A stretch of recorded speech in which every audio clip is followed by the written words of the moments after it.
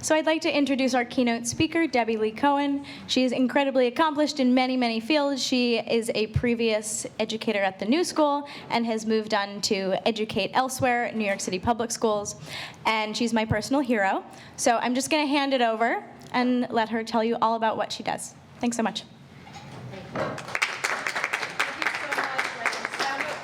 Sound all right for you? Okay. Thank you so much. And I'm totally honored to be here, in particular because this is a student-led event, and that is basically what my work is all about in our organization, Cafeteria Culture.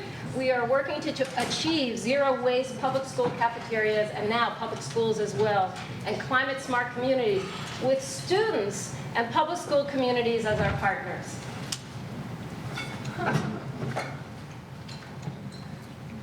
So this was not a planned journey. I was actually teaching at Parsons, a new school. I was teaching 3D design and lab. And I used to build giant puppets for the Halloween parade. The puppets on the top there are hunger puppets. It was part of an event in Paris, Quartier d'été was the name of the festival, in Jardin des Tuileries, with 500 immigrant students, children from communities all over the suburbs of Paris. And it was all about food and food cultures and hunger. I worked with urban bushwomen. I worked with the National Song and Dance Theater of Mozambique. I worked with choreographer, composer Meredith Monk for many years. And my work, which is kind of funny, I didn't really put all this together when I wrote my presentation, but it was very much about transitions. I was also an animator. The work as a set designer is all about transitions. And when I segued into running this nonprofit organization and becoming an interdisciplinary visual artist activist, it's really, the work is very much about transitions. And then something amazing happened. In 2009, I was thinking about how I, just in my everyday work, teaching at Parsons, as a mom, as an educator, how could I begin to communicate climate change in a different way, and particularly with a teen audience? And I started to work with another web designer, looking at ways that we could have some sort of interactive website. You know, it's 2009, so you have to really take yourself back to that time, and even how we talked about climate change was so different in 2009 than it is today. And at the Museum of Natural History, there was the first exhibit of its kind, the first in New York City, about climate change. And I took my kids and friends of theirs to this climate change exhibit. And my daughter, my youngest daughter, who was about 7, ran through the whole exhibit. Most of them were beautiful models, beautifully crafted. But the scale was wrong. She didn't really relate to it because of this, this beautiful, like, downtown Lower Manhattan. And you pushed a button, and it would show where the city would be flooded. But then she came to this diorama, and she stopped, and she stood mesmerized at this diorama, a life-size polar bear stuffed, like a Museum of Natural History polar bear, and turned around and said to me, "Mom, I'm not eating school food anymore to save the polar bears." And I was like, what is she talking about? I had no idea what she meant. And in that pile of garbage was a Styrofoam tray. And it was a Styrofoam tray that 1.1 million students in New York City public schools would eat lunch, breakfast, sometimes after-school meal with. So I went home, and I was busy doing my mom things, taking care of the laundry, making meals, teaching at Parsons, and I became obsessed. I started to do some research, and I found out that we were using 860,000 Styrofoam trays per day in New York City schools, toxic and polluting Styrofoam trays. How could this be acceptable? And then I thought, how is it that I didn't even know about this? I'm a pretty involved mom, but I did most of my work in theater. I would come into the classroom and help with art projects. I had not been into the cafeteria, or I would have seen the garbage. 860,000 a day added up to 3 billion Styrofoam trays, toxic and polluting Styrofoam trays that were being thrown away over a 20-year period. So I got together with a group of faculty from Parsons, other parents, some other students in the community, and we thought, we got to do something about this. This is ridiculous. And we formed an organization called Styrofoam Out of Schools. Now, there were pockets of parents around New York City who had, in fact, done something about this. They had gone to their PTA. They had even gone to the school food directors, and they said, you know what? We don't want our kids to eat off of these trays. And we like to self-fund above the cost that Department of Ed spends, 3.5 cents to 4 cents per tray. We'll spend extra 4 or 5 cents. It might have even been 6 cents when they started. We'll self-fund that. And our kids will have these good, healthy, non-polluting trays to eat off of. That's fine. I couldn't really advocate for that, although there was some goodness to that, because by having that, that actually helped to push change forward. Here were a group of about 30 schools that had the resources to actually pilot some sort of change. So we got together, we made this Styrofoam out of schools because we said, wow, isn't it time to pull these people all together from the whole city? And how are we going to do that? How are we going to reach these people from all over the whole city? So the first thing we did was we sent out a petition, and really within a day or two, we got 500 signatures. And you know what? That was all we needed. 500 signatures was enough for me then to call the head of the media department at Department of Ed School Food. The Department of Ed School Food is not like other departments in Department of Ed. Now there's a Department of Ed Office of Sustainability. They have many, many partner organizations. School Food does not. And they're not used to collaborating, and there's a reason why, which I didn't understand at the time, but I understand now. They're more susceptible to a lot of negative press, so it's much harder to get a meeting. But because we had the 500 signatures and we put up this website, I called and I did my elevator pitch. I practiced it over and over, and I thought, girl, you got one shot at this to get this meeting. And we got it.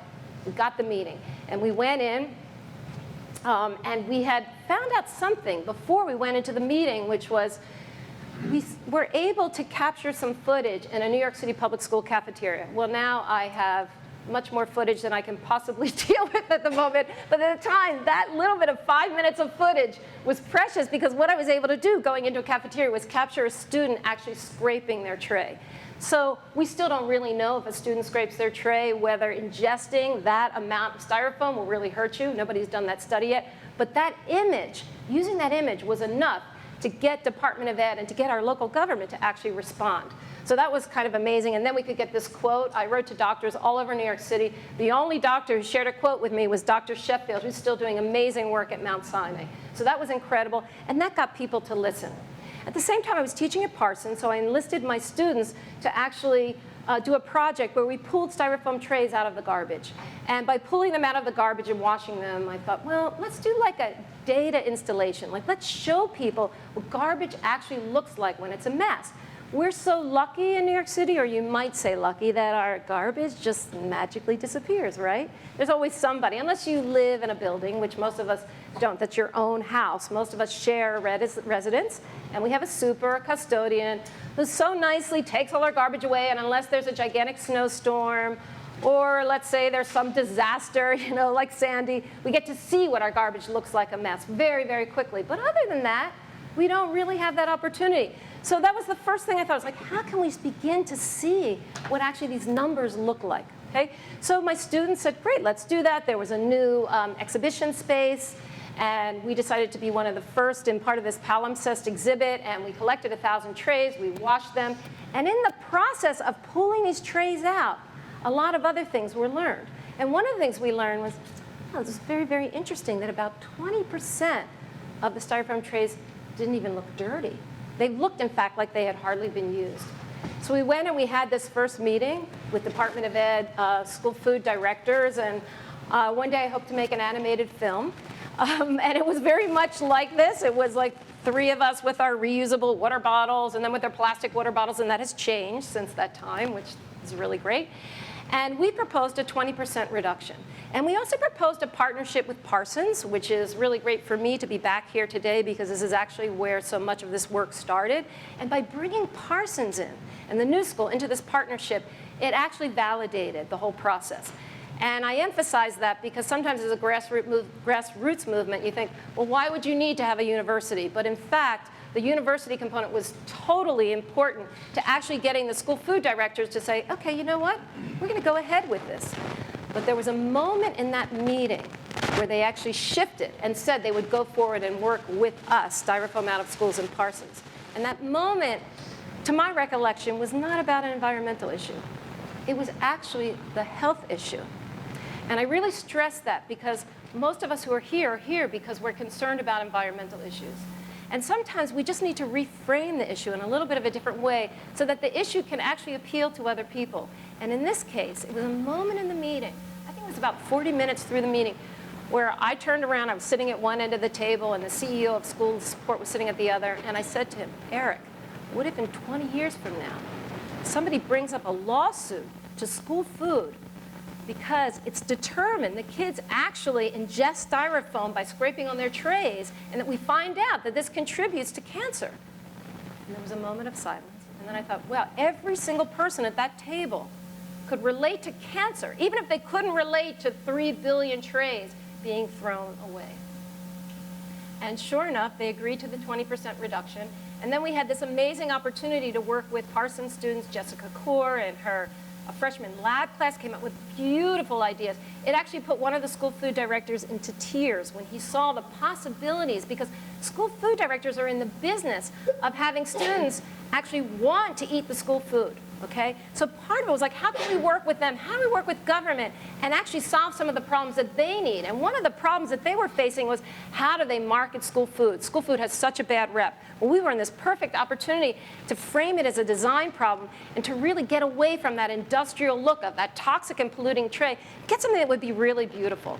And sure enough, within a year's time, we met our goal to reduce by 20%, and that was by coming up with a solution that was Trayless Tuesdays, not like Trayless Tuesdays that's used in universities. It's actually Trayless Tuesdays that one day a week we could actually use the way the menu was already designed, which was a kind of non-saucy menu day, like a hamburger or a fish burger or something like that, or mozzarella sticks or something, and then serve the food instead of a styrofoam tray in a paper boat. And there were all kinds of hesitations. As you can imagine, the interagency inertia, as I like to call it, was gigantic. Everybody had some reason why this absolutely could never work. Department of Sanitation at that time really didn't even communicate with Department of Ed School Food. Shocking as that may seem, because now they work in partnership. So we had to come up with all these strategies to actually get them to talk. And this is a beautiful poster made by one of the Parsons students. We worked on communication. We worked on more design ideas. And the design ideas that came out of Parsons, even though none of them were exactly ever used, they were actually enough to inspire the school food directors to think about this issue in a whole other way and to be excited about the marketability of a new tray. So I spend a lot of time on that because it's critical to understand. We all think about starting movements many times, and people come up to me all the time and say, Debbie Lee, you know, how'd you do it? I'd like to do something like this. How'd you get that idea? And it wasn't like I planned it. It was kind of like it dropped in front of me, and I couldn't get away from it. And part of the reason why I couldn't get away from it was because I actually grew up in it. My dad actually sold styrofoam. So I also understood something about contracts and about city contracts. And one of the things my dad used to come home and say, he'd say, wow, I got this great account today. And I loved my dad. He was the best salesman in the world. And he could have sold you anything. And he did. He used to sell clothes, and then he went to selling styrofoam and disposables.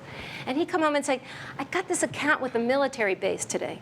And you know, I'm just making a fraction of a penny on each item. But we're selling it in such big volume that we can actually make some money off of this. And it's a great account. That came back to me all those years later. I thought about my dad, who had since passed away, and I thought about, wow, what if New York City schools could actually co-purchase with the second largest school food district in the country? So New York's the first, the second largest school food system, only compared to the military. And then comes LA. I thought, what if, I suggested at that very first meeting, I said, what if we partnered with LA? And I am sure the eyes rolled. And I'm sure they thought, like, what does this woman know about city contracts? And they are so complicated, and they are so complex. But I planted the seed of something that actually came to fruition. So after we got, and I'm going to come back to that in a minute, and after we got Trayless Tuesdays going, that was amazing. We reduced by 20%. That was a very, very powerful thing. But more powerful than the numbers were actually that people then began to look at the garbage on the other days and think, wow, you know, on Tuesdays, we're using this paper boat, and if it's clean and dry, it's actually recyclable, and wow, we could actually compost it too, and isn't that great? What a nice material. But look, on these other days, like, look how horrible this is. What are we going to do about it? So it already started to make people hyper aware of, like, what their garbage looked like. And if you've never been in a public school cafeteria, I invite you. You can call me. You can come with me as a guest sometime. It is, in most schools, especially outside of elementary schools, very chaotic. Kids get maybe 20 minutes to eat. 75% of the meals that are served in school food in New York City and school cafeterias are reduced or free. So what it also means is this is an important meal. It's not just any meal. So it's not like us sitting here today and saying, you know what, I didn't get to finish my lunch, that's okay. It's critical that students get to eat and that they get to eat well and that they have time to eat. And that all tied into the design of the tray, actually, and making this change with the tray. We started to look at this and we thought, wow, how can we be telling students, at that time it was just being regulated, mandated in New York City schools that recycling had to happen in schools. And I thought, like, oh my gosh, like I'm a taxpayer, and like we have this regulation in schools that we have to have recycling in the classroom, and this is what the bins look like in almost every school out of 1,700 at that time. I thought, like, how is this possible that it could be so inconsistent that a teacher could say, recycle your paper when you get up from your seat, and then in the school cafeteria say, just throw it all away. It's fine. We don't have anything else to do with it. That was a great point because New York City schools are actually in the business of educating. And if you are in the business of educating, you can't just say, well, this time of day we're going to educate, and then when you go into the cafeteria, we'll just forget it there, right? So it was a good point to really push them towards making this change. So this is what it looked like in the old days. And when we started, after we got past Trayless Tuesdays, and we started to look at, like, how are we going to get to the next step? The 100% elimination. It got really hard. And it got hard not only because of cost, because we were still looking at Styrofoam, which had been about 4 cents a tray. Actually, the price went down. Isn't that interesting? The manufacturers brought the price down to about 3.5 cents a tray, so it made it only more difficult. And then we started to look at all the other stuff that was there, and we thought, wow, we actually have the potential in New York City to achieve zero waste in the cafeteria. And the reason why we have that possibility is because we, as taxpayers, are actually procuring or contracting most of the items that are in there. Now, that's not true for all schools. There are a lot of schools in New York City where kids actually bring their own lunch and it comes from home. But remember, 75% of the 860,000 meals that are served per day are actually free or reduced. So it means that we had this incredible opportunity to actually shift a trend through taxpayer dollars, and we were spending this enormous amount of money on garbage. So I would wake up every morning. I just thought I would include these for some of my past colleagues. We talked a lot about mind mapping. And literally, I would go to bed every night. I would wake up every morning, and I would think about strategies. I used to think about beautiful design. Now I just thought about strategies. I thought, what can we do? How are we going to get Department of Sanitation to get to Department of Health? How are we going to bring Department of Health in this? How am I going to get parents in the South Bronx to be interested in this issue when they have 25 other issues that may be more important? Then I thought, how are we going to get the federal government? Because then there's all these issues around food waste. And then I thought, how are we going to get composting? And this map over here I made in 2010. I just reprinted it again and showed it to the school food directors. There's still issues on that map in the center. We're just working now on breakfast and lunch in the classroom as a zero waste initiative, and we're finally getting it to work 6 years later, but we haven't given up. And all those issues connect, and they all came off the tray, this personal item that students all over New York City were carrying every day, sometimes 3 times a day, and they related to it in a way that maybe you can't, but very, very personal. We did a great charrette here at Parsons. It's one of my favorite teaching days ever, where we partnered Parsons students, Parsons Design, freshman design students, with high school students from New York City. And they had a couple hours to actually prototype new tray and plate designs. And they did it really quickly, and they worked together. And then we organized it so they could actually go to a public school in Brooklyn and try them out. And then they were critiqued by the school food supervisors.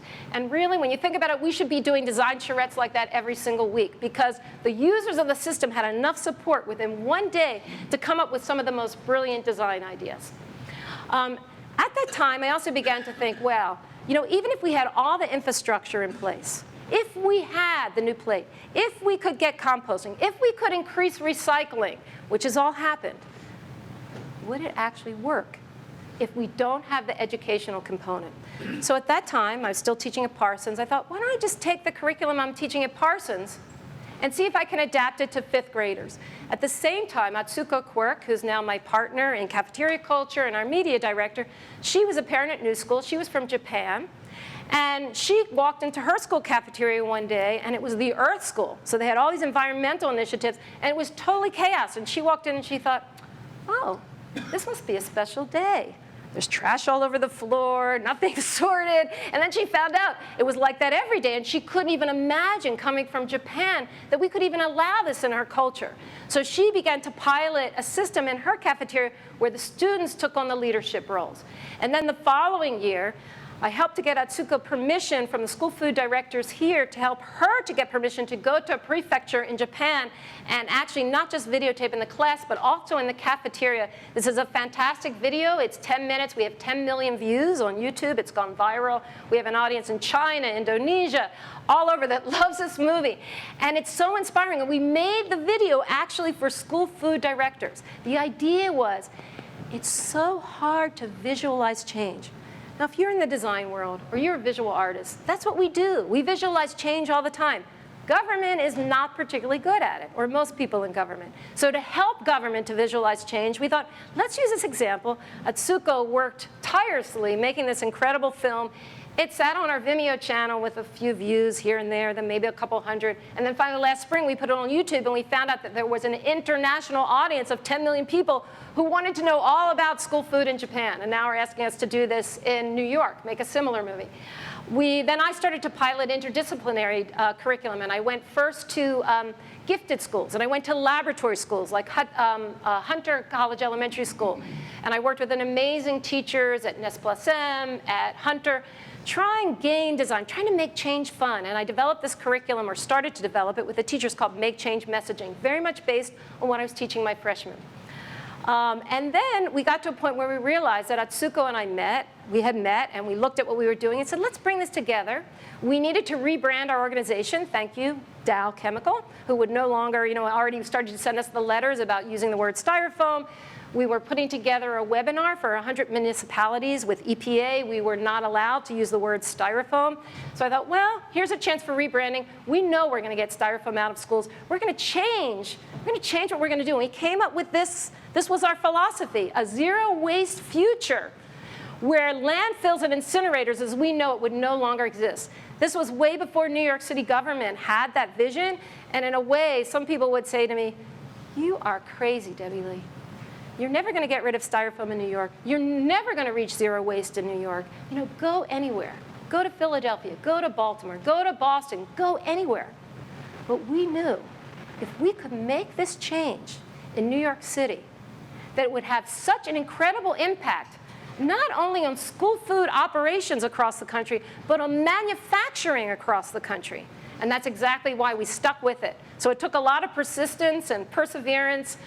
We continued to we piloted it at one school in the East Village, and we thought, okay, can this work? We needed to do this. We needed the data. At this school, we didn't have composting yet. We took all the food waste, and we composted by EM, effective microorganism. We actually took buckets to the basement, kind of like hiding the buckets. And then in 3 weeks, we took them out to neighborhood gardens, and we proved that we could actually achieve a near to zero waste cafeteria and locally compost. It was incredibly exciting. And then we went on to, we thought, okay, we've done this at some of the schools that are really focused on environment, that are gifted and talented schools. And if you're a designer, you have to test extremes. And I thought, we have to go to one of the most challenged schools in New York. And that's when we started to get into the really interesting and the really hard work. We looked for every public school that had unbelievable challenges, where you cannot imagine what a principal in a challenged school spends her day doing when she walks in the door. It is an unbelievable, she doesn't even have time to talk about curriculum. So we went to this school in Crown Heights, and we tried out our Cafeteria Ranger program, and the students were so proud. They were so proud to get up and get a job. We had parents come into some of the schools and take pictures of their kids with the badges and tweet them out and put them on Facebook. My child has a job at school. And the kids took on their responsibility, and we, in fact, encouraged them to be leaders, but to be leaders not to take off the trays and clean up everybody else's mess, but to be educators and to do reverse mentorship, to teach older kids how actually to sort properly. It was very empowering. Then we went on to doing zero waste lunch challenges, and we thought, okay, you get everybody excited for the launch day, you teach them how to be rangers, you do this launch, you get this great data, and then how do you keep it going? So then we started doing these zero waste lunch challenges, and students were empowered by data. They were empowered by looking at like, wow, they could get down to that little bit. We've done much better since then. We've gotten down to like little bags, and custodians then came on board. Principals came on board. Teachers who you thought would never, ever be interested. We put plastered posters all over saying, look what we did today. And people walked into the school and parents were like, wow, we could do that. And that was because we were procuring most of it. Most of those items that were left over were plastic wrap. So that was kind of exciting for us. And then we started to say, how can we actually include students in advocating for change citywide? And that, for me, was in some ways one of the most gratifying parts, where students started to build puppets. We started to have these data puppets where we would collect a certain number. Mostly it was 500 trays, because there's about 500 trays per elementary school used per day. And the students helped to wash them and clean them. And we taught engineering. We taught E-STEM through advocacy, through building these puppets and taking them out to the streets. We began to pilot climate change education with children as young as kindergarten. Now we're doing it with pre-K, and finding ways to tell the story, to bring these children in. And here they went. They were in the cafeteria. It was their message. They totally also linked onto the idea of connecting garbage to the polar bears. And we took the puppets out on the street, and they sang songs. And then we worked with this group back in Crown Heights again, where they workshopped a play. These were 5th graders who could barely sit still for 5 minutes. And the teacher said to me when I came in, she said, Debbie Lee, I know you want to teach about climate change. I know you want to teach about garbage. We don't have an art teacher. I want you to teach my students how to make art. And I thought, okay. I know how to teach that. Like, I can teach that in my sleep.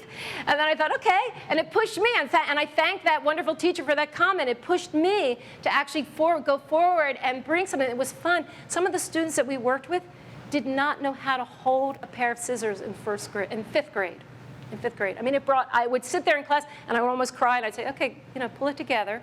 And teach them how to use the scissors. And then I brought more and more interns in until we were like 5 people in there. And then we started to build these puppets. And I thought, they need to workshop a play. And then we developed characters, and a lot of them had a hard time writing. So we started to videotape them and started to use media. And they told stories, and incredible stories about characters. And they put together this whole play. And I can't tell you how complex it was. Just to get a date and a space in the auditorium to perform this for the school, it was almost impossible. And one day, it was the end of the school year, and I threw up my hands, and I just said, we are just doing it. We're going to go outside to the playground. And I went around to the classes, and I invited the teachers.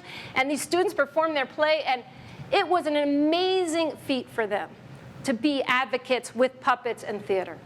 This is Marla, a student who was in 5th grade. We also did tray prototyping with her. That design actually influenced the plate that's being used now. She was a student who said, I take my plate every day, and I know it's great that we have salad, but the salad falls off the side of the plate. I showed this design to school food directors. I said, the walls of the plate have to be higher. And here it was such a simple, I thought, how am I going to do with this with students who haven't even held scissors before? And we found ways to help them build 3-dimensionally and come up with these designs. And as the users shared their designs, somebody who's eating school food 3 times a day for 13 years, consecutive years, who would have the best ideas of what a tray should look like, or a new plate. And it was incredible to be able to share those ideas. We went on to build giant puppets with intergenerational groups. We took them everywhere. We took them to Grand Central, and we made the cops laugh. We made taxi drivers laugh. We took them to City Hall. City council members, instead of walking out and saying, I'm sorry, I can't talk with you right now, they walked right up to us. And they said, here's my card. Would you make a meeting and come talk to me? And I thought, wow, that's all you need to get city council members to talk to you, is get them to laugh like everybody else. They were human. Somebody was in the building across the street from City Hall, from the mayor's office of sustainability, called me the next week and said, were those your puppets? And I thought, isn't that unbelievable? That just by making change fun, and we all know that. I mean, if you're studying at Parsons or in the New School, you've all learned that. But here was this great case study. We just went out with these giant puppets, and people laughed. And then we were able to say, this is a data puppet.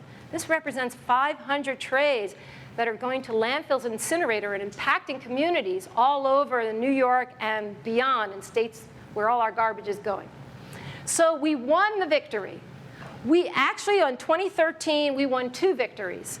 School food directors announced, by building a partnership, that we were actually going to stop using Styrofoam trays in all New York City schools, which was unbelievable. And that was a domino effect. It helped to push forward composting in schools, and it helped to push forward the Styrofoam ban citywide. And we brought the same students who we were working with already in these schools all over, who already were looking at it as a health issue, and we brought them in to work on the same issue as a citywide initiative, which otherwise may have been looked at and said, like, there's no way. How can we ban Styrofoam?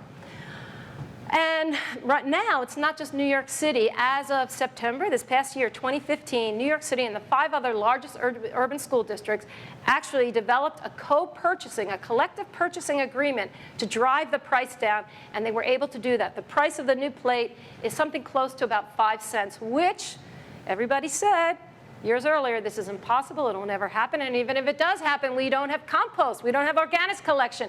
And lo and behold, we now have organics collection in half of our New York City public schools. We start to have it in residences, and the mayor's report just came out yesterday that by 2018, it was their update of their One NYC, and it said by 2018, we want to have organics collection in all New York City public schools. So isn't that amazing? And I can't say that it was the tray that actually did that, but all these things layer. Change is so complex. And another thing that happened, we were working on this change, somebody who's very, very well known in the environmental world, and somebody I have tremendous respect for, said to me, Debbie Lee, stick to one topic. Just stick with the Styrofoam tray. And I walked out of that meeting and I thought, I have so much respect for this man, but he is so wrong. There's no way we're going to solve that problem by just sticking to one problem, and that we actually had to look at it like a radial overlapping problem. We had to look at composting. We put together meetings where we had parents come in and we had manufacturers. We brought manufacturers and we brought the EPA in, and we thought, how are we going to solve these overlapping problems? And that's how we got to this victory, and that helped us move towards organics collection in New York City schools.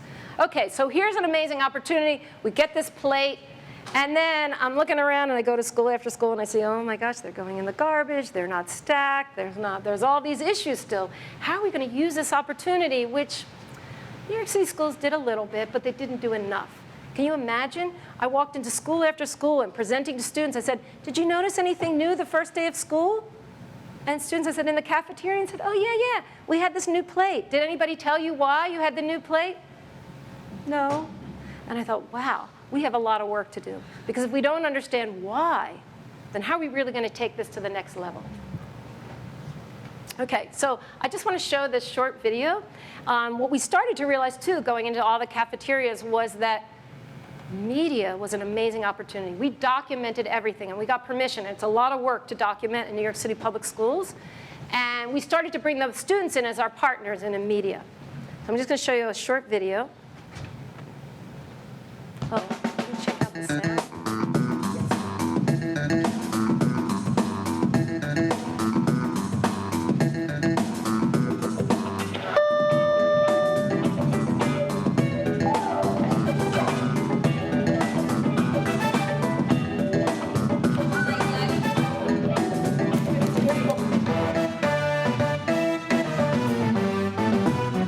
I try to eat up all my lunch because food is trash like method fudge. Fries and rolls and pizza crust. Going to the left of the climate bus. Certain, it's not hurting. Cause I'm standing up your foot. Checking out the other side. Been denying you divide. Sort it out. Sort it out. Sort it out. Don't rush it, I just gotta see. The girls all chatting and looking at me. Take their time to walk on over with their plates and hand them over. Sort it out, sort it out, sort it, sort it, sort it, sort it, sort it. Spilling out leftover liquid in the buckets, not so wicked. Carton bottles and force too, empty squashed into blue. Rapping, rapping, just like rockin'. This is garbage, great pictures.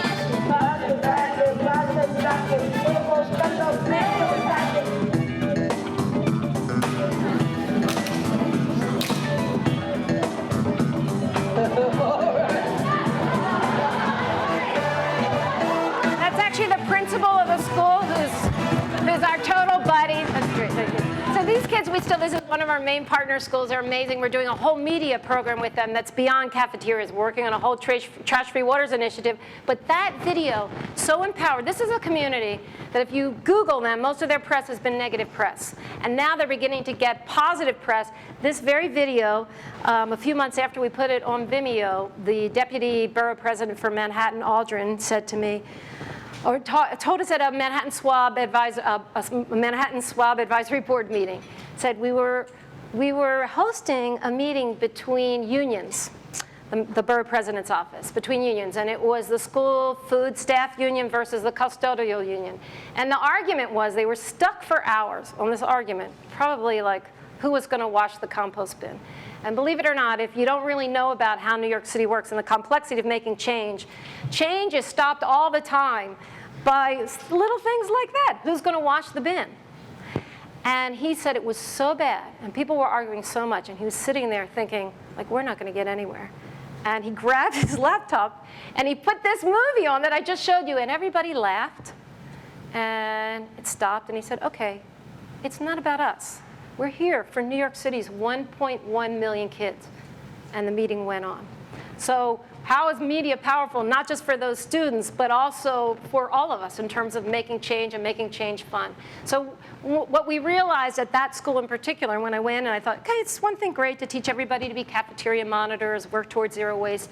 But how do we make this lasting so that if the principal changes or the teacher who's going to be in charge of the monitors or the students change, how, which happens, they go to the next year, and especially middle school, they're there for 3 years, and they go to high school. How do you make it sustainable change? And we realized that if we didn't teach the why, and we didn't teach the why in a really compelling way, then it was all lost. So I thought, okay, here comes the next marathon. And literally, we went into every single classroom in that school. It was a big school. And we went and we said, we're not going to do this in an auditorium. We have to do this in the classroom. If we do it in the classroom, and we can pilot different ways of telling the story, then we know exactly where the aha moments are, not only for the students, but for the teachers. And that's exactly what we found out. So I go in and I start telling the story of Garbology 101. And then sure enough, a teacher would look up at one point when I mentioned the word environmental justice. A teacher would look up, or I mentioned Newark, New Jersey. And we realized that we had to make this the key component of our curriculum. And we had to find a way, which we're working on right now as part of a Sort to Save toolkit, of how can we keep piloting this and at the same time share it with all schools citywide, which everybody's anxiously waiting for. This will be released perhaps next week or the week after. And we're still waiting for a couple of approvals and permission forms on videos.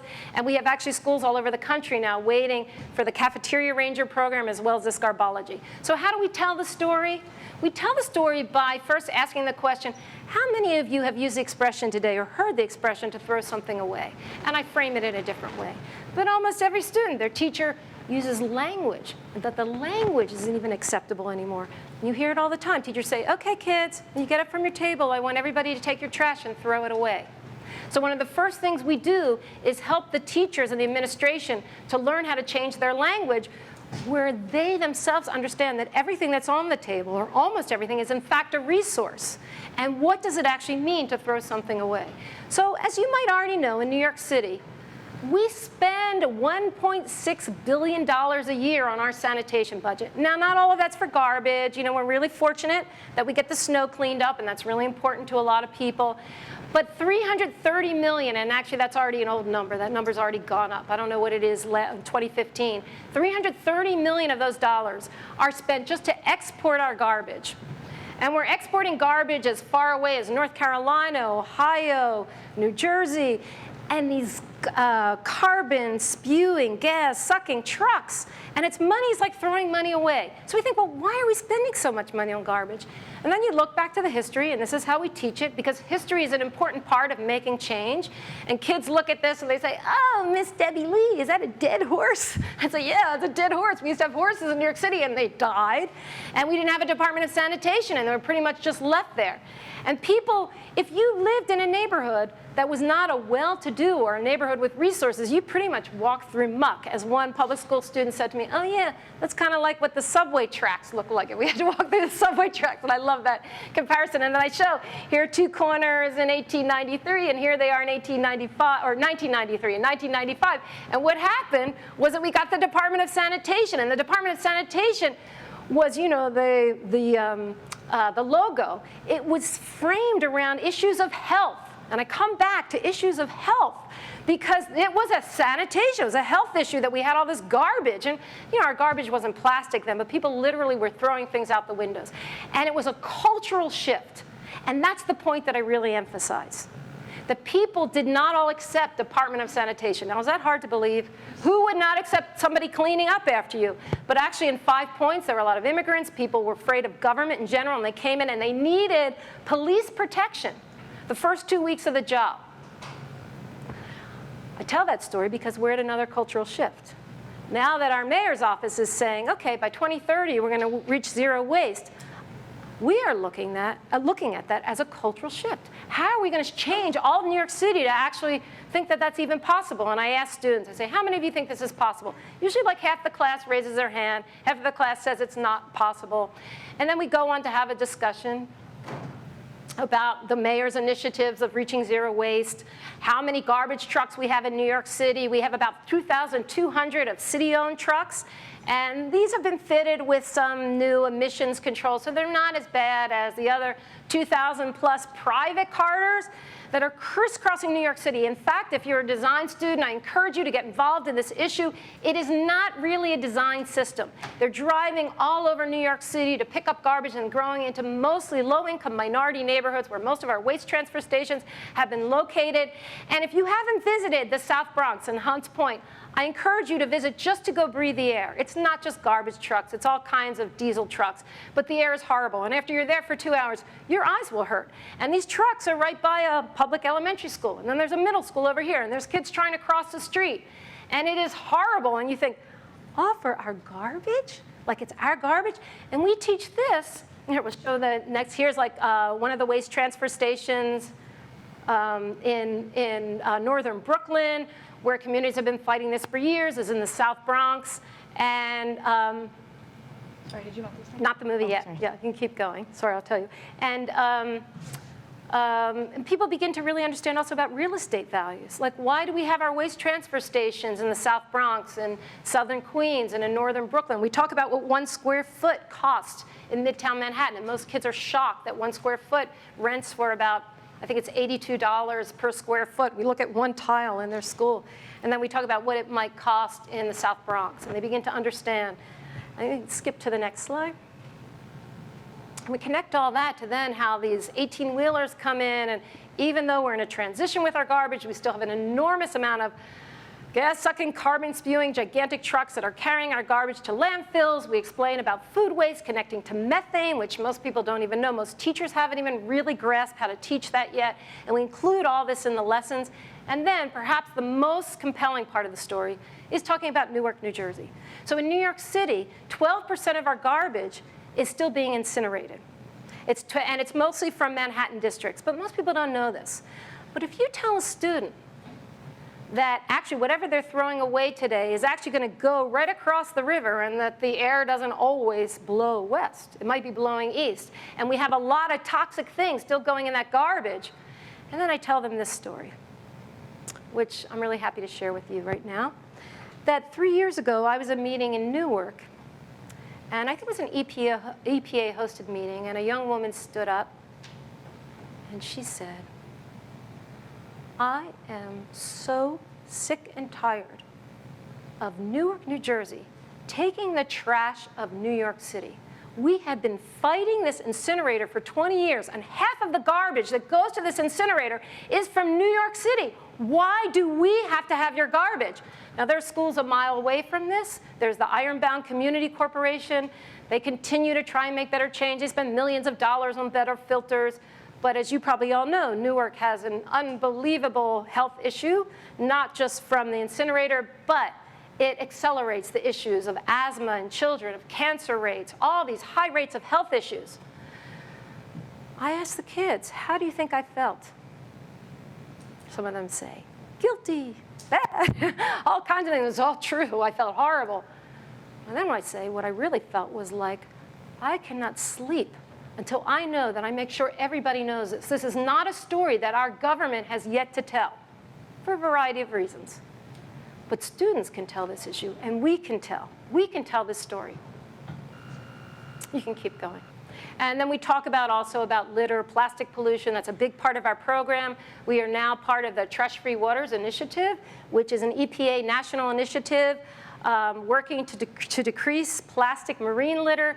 And we are particularly focusing on street litter that becomes plastic marine litter. And that's also an issue that most people don't understand about combined sewer overflow and what happens on the days when it rains over 1 inch and how more and more days it's raining over 1 inch. And so that our sewer system actually operates differently and that all this plastic pollution that's in the street, if the bits are small enough, they're actually running into our waterways. And New York, New Jersey Baykeepers just came out with a study that now we have 165 million particles at least. That's a conservative estimate of plastic particles daily in our local waterways. So we include this into our study. We talk about methane and how methane is 25 or some say 30 times more powerful than carbon, and to make sure that people really, not just students, but teachers understand these issues. And keep going. So then it gets to basically, okay, what can we do? So we don't want to just talk to New York City's public school students and get everybody depressed, but here we have this opportunity. And it's a daily opportunity to practice a ritual that we can all practice together, and we can practice gratitude with it and thanking everyone every day to actually sort properly. So we decided to brand it, and now we're actually using this to share to all New York City schools. I'm going to show another video later. Oh, okay. You can show. Yeah, go ahead. We'll show a little part of it if it's ready. And we've used students as our partners. So it's not just that we're designing and videotaping this. We're actually having students, teachers, administrators who become our partners in all these videos so that actually we don't dictate the change. We come in, we give them the skills, and then they build upon it and they make it their own for their own community and for their own schools, because that's the only way that we're really going to make grassroots change successful in New York City. This one? Yeah, is that ready to go? Great. I'll just show a part of this. So you're bringing this to City Hall, and we're going to protest almost. Sorry, 1 second. That's not the movie, but that's actually fine. No, leave it there. Leave it there. That's great. That's fine. So with the Sort to Save, we also, in our Make Change messaging, we have been teaching advocacy in low-income communities of color, where students become the partners in change, just like with the Styrofoam, now also with the plastic bag bill. And I'm going to show this short video. It'll show how we incorporate Socratic discussion, going to City Hall, speaking with our city council members to really drive change forward. And these students convinced this city council member actually to vote yes for the plastic bag bill. Why the bag fee, why the 10 cents bag fee should happen. I'm Raymond. Kate. Ariana. I'm Vienna. We want to show you how we became experts on New York City's proposed bag bill. 1, 2, 3, 4, let's go! You remember why the bill is written the way it is, or why it is not a plastic bag ban. It's a bag, a carry-out bag fee. In the Socratic discussion, my first thought about the 10-cent bag fee was I thought it was too much money. You get to debate, and debate is really fun because a lot of people, they start to notice and agreeing with each other. Then I changed my opinion and I thought we should have a bag bill because they're polluting our oceans. You can't go around New York City and not see a plastic bag on the floor or in a tree. We're the only ones on this planet who use plastic bags. That animals, all they do is eat them and die. 9.4 billion plastic bags are used in New York City every year. 9.4 billion? Man. They go to the landfill and they go to Newark, New Jersey to the incinerator, where I used to live, and there's a lot of smoke. They just feel bad for themselves because they have to smell the smoke every day. And people are getting asthma from that. I think we should have a plastic bag fee because they start bringing their own bags and then plastic bags will be reduced. Changing behavior. That's really what it comes to. It's can you really change the behavior of a city the size of 8 million, a city the size of New York? We made reusable bags bags out of t-shirts. You didn't need to know how to do that. Yeah, it was really not that complicated. All you had to do was take a t-shirt, cut it like Fringe the ends. and fringe the ends and tie them. And it made it very good.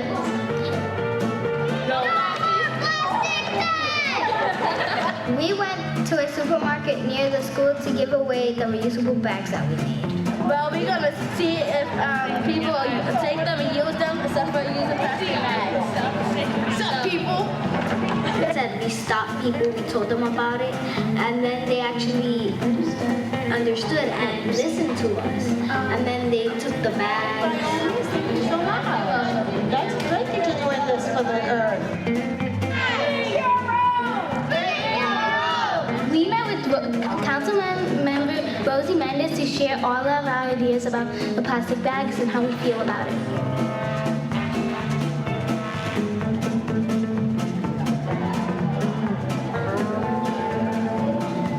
Councilwoman Rosie Mendez. Thank you. Sometimes people will disagree, but it's how you disagree that is important. I'm just really proud to see all of you out in the audience. I felt very good because the voices of kids were being heard by someone very, very extremely important, and we were making a difference. And I really enjoyed this discussion.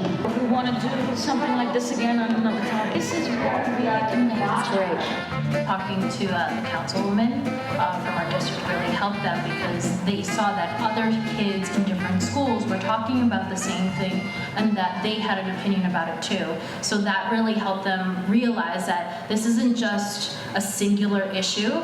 This is something that affects other kids, other parents, other families in different communities. And that was a big aha moment for some kids. What is this representing? Representing how plastic bags get stuck on fishes. What is it?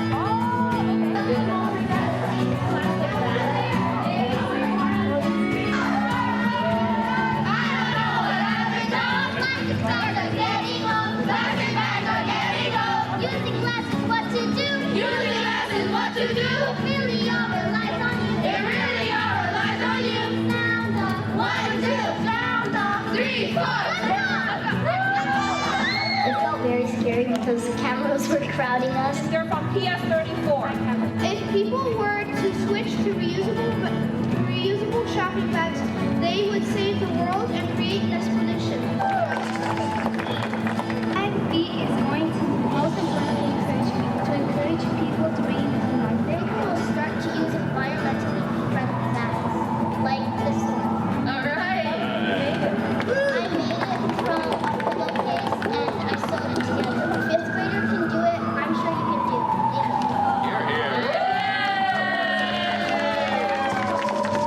I felt scared because there were cameras all around us and I'd never been on the news before. But then once I actually started to talk, it was really easy. And in the beginning, they didn't see how they could really make a difference. And now they're to the point where they see that they can make a change, and they don't even want to just do it locally. They want to kind of go beyond that. Like, well, how can we, as a class and as kids, change the work and taking this really beyond where we ever thought it would go? After that, I felt like I could make a very big difference in the world because we're the future generation, us kids.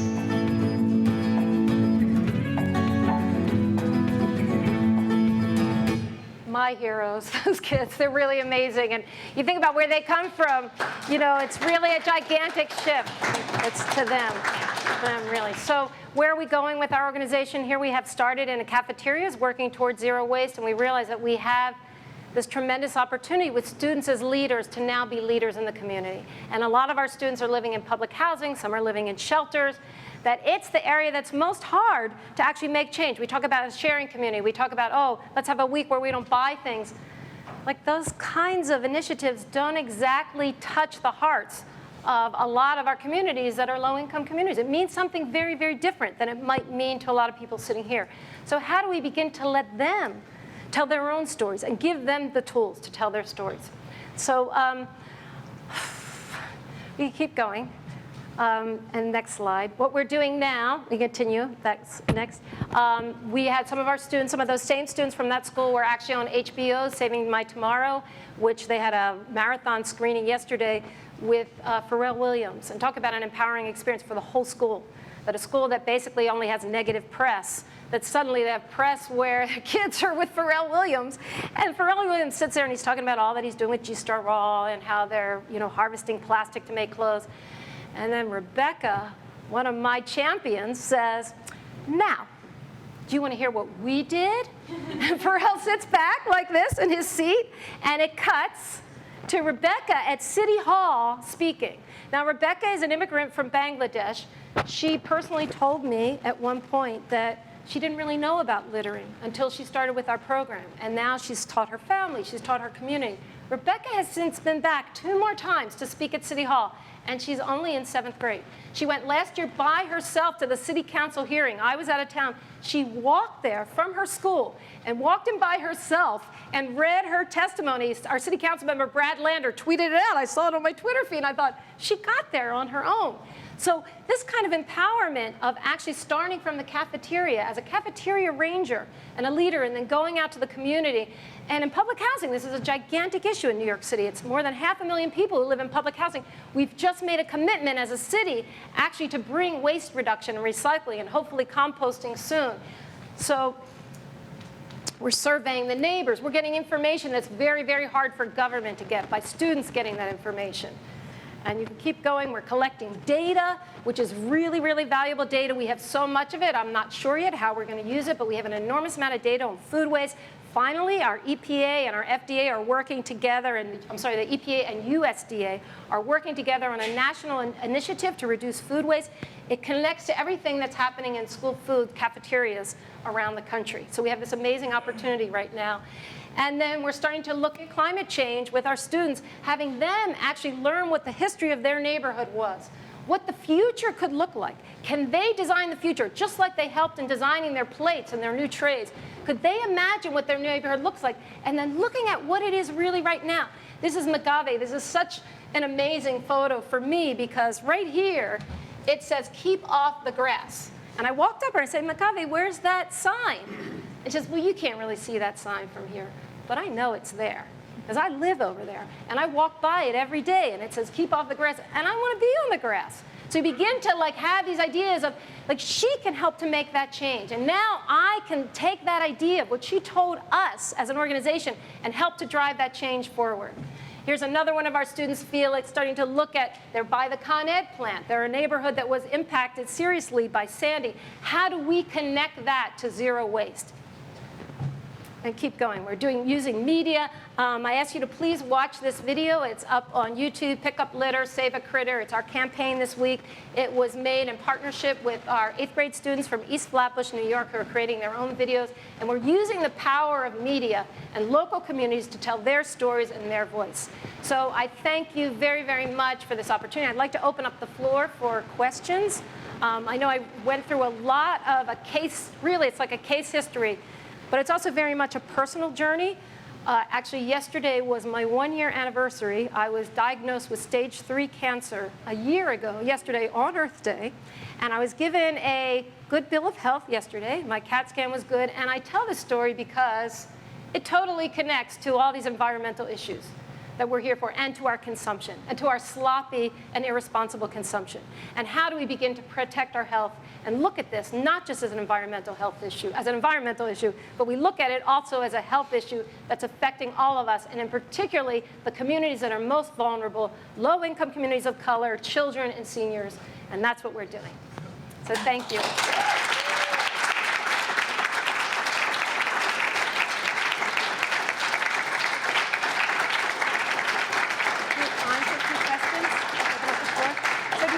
Questions? Thank you so much, everybody. Thank you. Any questions? Yes. Yes. You mentioned that when you so you mentioned that we were looking for ways to to try to avoid to use these plastic trays. So and you said that also you were doing some researching about it. So when did you come up with the idea that these paper trays were the best fit instead? I don't know. They're actually not the best. And actually, I forgot to say that in my talk, so thank you so much for asking. It's a step. I actually personally don't feel that it's the ultimate solution at all. There's many people who say they should be washable. There wasn't not a lot of data. There was one study that was done, and when we went to publish it, it was from Massachusetts. The person who did the study actually pulled it offline, which was very interesting, so then we couldn't use that. And NRDC, in 2009, when we started this journey, someone at NRDC, National Resource Defense Council, said, well, we actually don't really advocate for reusables because of the amount of energy, hot water. In schools, you have to wash trays or plates that are used by students at 180 degrees, so the amount of water and the amount of energy that would be needed. All these things shift over time. Even our predictions for climate change for New York State have shifted. So as those shift, and also, it could be that maybe there's a dishwasher that you don't even need hot water to actually sterilize a dish. And it might even exist. I actually spent a year starting to research that, and I thought, okay, this is too far out there. I can't do this. I have to focus on something else. But I say that because maybe somebody here will research that. So all these solutions, why did we choose that? I actually personally didn't choose that, the school food directors. It worked in the operations and in the infrastructure, which New York City was already moving towards. It could be that in 2 years it doesn't fit well into the operations and the infrastructure, and it might have to change. And it can be improved. Yeah, I don't know. Well, does that answer it? Same like that question. It has been over my head all the time while you were, I don't know. The things that I see that if you use these paper trays, probably they might be downcycled, but they are not totally recycled, and so. They're actually being composted, and they're actually both compostable and recyclable. So for right now for New York City, it's actually an okay solution because of the changes that are going on in New York City. So is it ideal? Well, you're totally right. I agree with you. They're not being upcycled. What would be an ideal solution? Reusables. If we couldn't do reusables, bring your own. That would take probably 10 years, if not 20 years, of work with Department of Health in New York City schools, and you could imagine that it would be a rodent issue. There's so many issues around all of this, but it doesn't mean it's not possible. And we have made all these changes by doing small pilots. So part of why I'm here today is to encourage you to do a small pilot on anything that interests you, because we're such a big city, we're such a big world of these global issues. Do the next small pilot. I encourage you, take it. I'll partner with you. And let's try and collect data on it and share it and see, does it work in this one school? Does it work in this one community? Does it work in this one small town? And then how can we scale it up? That's what I'm personally most interested in. No, I really think that the work that you're doing is so interesting. Thank you. But I don't know, I had that question. But that's good. Maybe you'll come see me afterwards. I'd love to hear your ideas. Thank you. Maybe I can pull you in and get you to work with us. Any other questions? There's somebody over there too. Mic is, but I know I shouldn't be speaking to one. It's not where I can see it. I know this is silly because we're right next to each other, but it's for the live stream. And actually, it's from the live stream. So Richard, who is not present today, submitted a question, and it's as follows. In Japan, students are taught at a very early age to grow their own food in a communal setting. Can American lunchrooms and society ever evolve to something like this? Well, clearly, Richard, I believe that we can, and that's why we're promoting that School Lunch in Japan movie. There are a lot of organizations that we're partners with who are working on school food initiatives and gardening initiatives, and they're totally overlapping issues. If students are interested in gardening, then they become interested in composting. If they're interested in composting, they become interested in zero waste. And they're all great entry points, and they're all great E-STEM curriculum for pre-K through 12. And I think we're exactly at the right place right now in New York City. We have a liberal New York City Council. We only have a little bit of time left to actually, we don't know what it's going to be in a few years, but right now we have this moment to change policy. And I stand up here and I tell all of you that if you live in New York City, get to work. This is the moment to do it. Drive the policy forward. And climate education mandating is one of the things that we're moving towards in our organization, citywide and statewide. Thank you, Richard. And thank you all so much. Thank you, Debbie Lee. That He was had one amazing. more question. He had a question. I'm sorry, we really have to wrap up. Oh, okay, I'll talk to you. So many things left to do. So thank you again, Debbie Lee. Let's Thank just you have one so more much. round of applause. Thank you, everyone. Thank you.